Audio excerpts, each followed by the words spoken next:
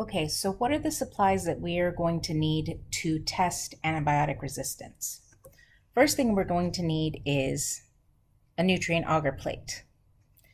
Next, we're going to need a spreader. Some people call it a hockey stick because you are going to take this and you are going to spread your bacteria over the surface of this agar. You're also going to need a pipette that has sterile tips that you can add so that you can suck up bacteria and basically deposit it onto this plate. Of course, you will need bacteria. So I have liquid bacteria, which makes it a lot easier to spread out on this plate. And you can see how cloudy this is, let's say compared to this sample here. So I know that there are a lot of bacteria in this sample. And then finally, we're going to need the antibiotic discs that I spoke of. In this case, we're talking about erythromycin. You can see the name right here. Each disc actually has a code on the disc itself. In this case, it says E15. E15 is referring to the erythromycin disc itself. With this disc labeled, I can actually tell, just looking at the disc, which antibiotic result I'm looking at. I don't have to necessarily label the plate. I don't have to do anything extra. All I have to do is look at the disc and I know exactly which antibiotic I'm using.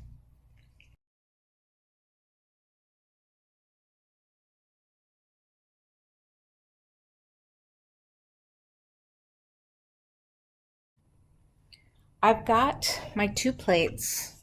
I've decided that I am going to do, see if you can see it, E. coli, because it is specifically gram negative.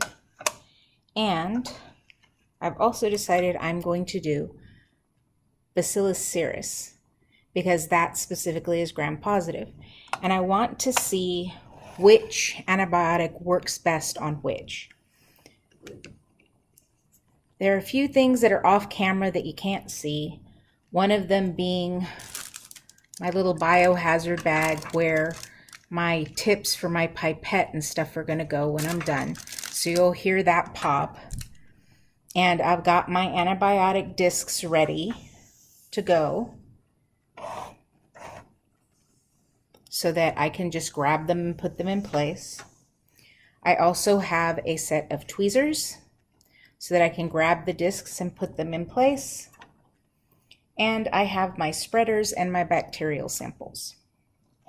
So we're going to start with Bacillus cereus. Now remember, I have to make a carpet of bacteria, which means it has to be everywhere.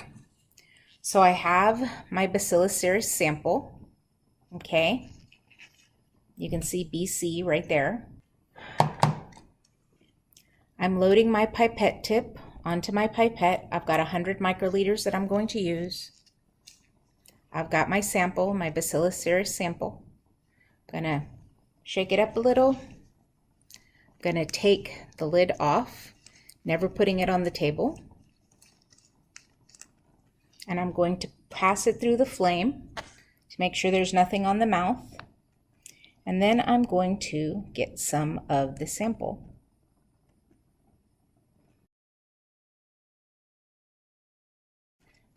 I flamed it, I closed it, I'm putting it away. If you look in the pipette,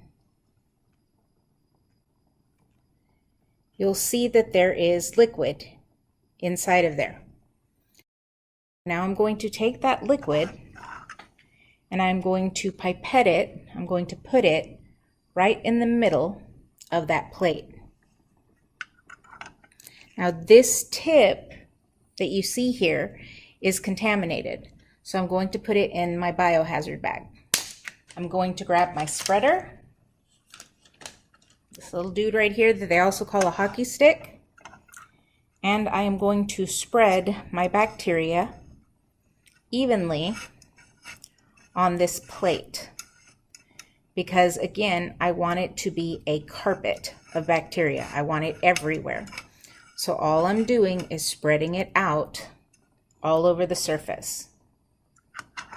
Now this spreader is also disposable, so I put that in the biohazard bag. I have my different antibiotics. The first antibiotic that I've decided to use is chloramphenicol.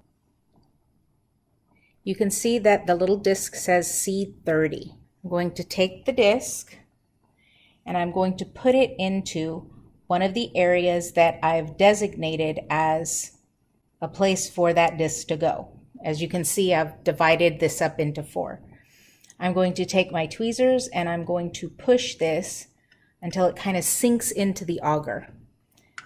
That way, when I put it in the incubator upside down, it actually stays in place in the agar.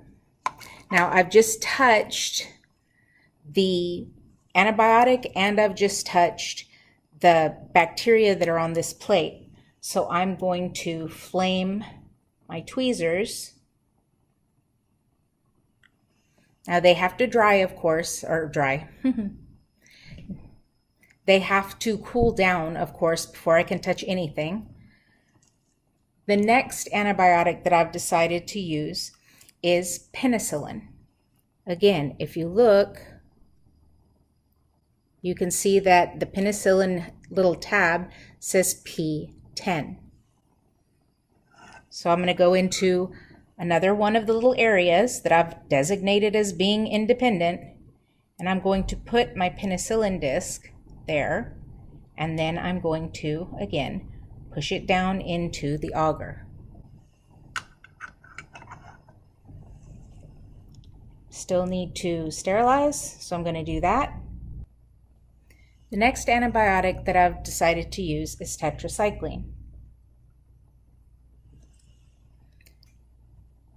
The disc for tetracycline says TE30.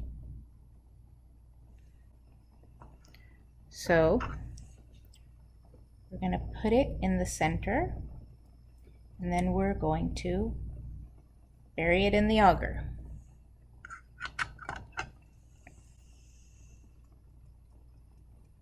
The last antibiotic that I decided that I wanted to use was streptomycin. Streptomycin is marked as S10.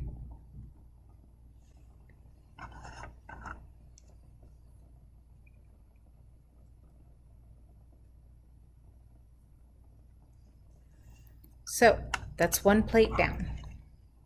And we are going to parafilm this, we're going to seal it, and then we'll put it into the incubator for 48 hours.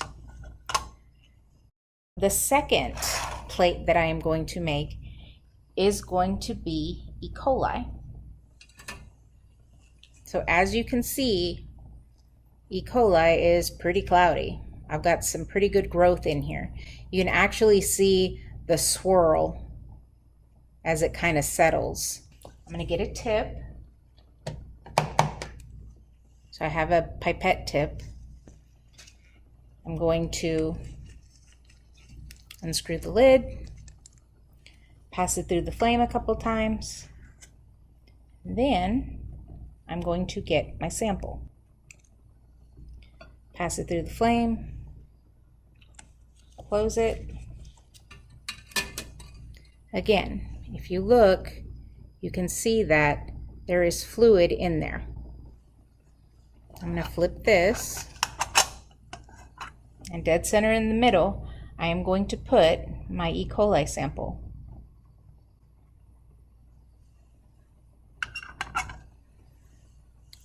Get rid of my tip, put it in the biohazard. I'm going to grab my spreader, and yes, it is sterile. They're individually wrapped basically. And I'm going to spread my sample all over this plate so that hopefully I get a real nice carpet of bacteria.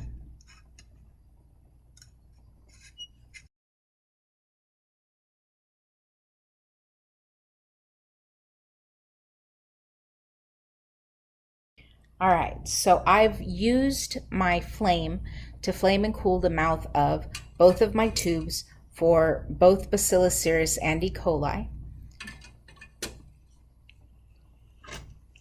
And just to be sure, I'm going to flame and cool my tweezers before I start using them on this particular plate. So again, I've got the chloramphenicol. Going to place that as close to the middle as I can. Wiggle it down into the auger.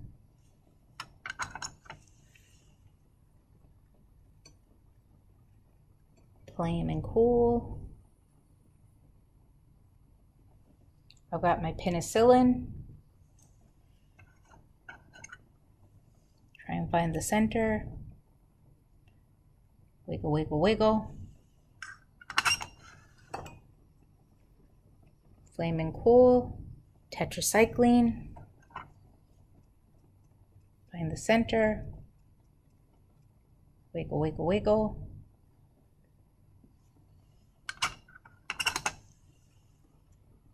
Flame and cool.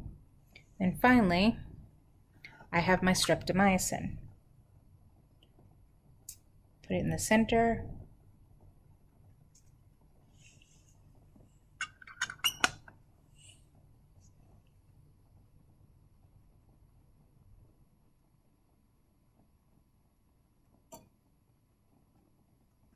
Okay. So I'm done with my flame. I turn it off. Now all I have to do is seal these two plates, and then we're going to put them in the incubator for 48 hours.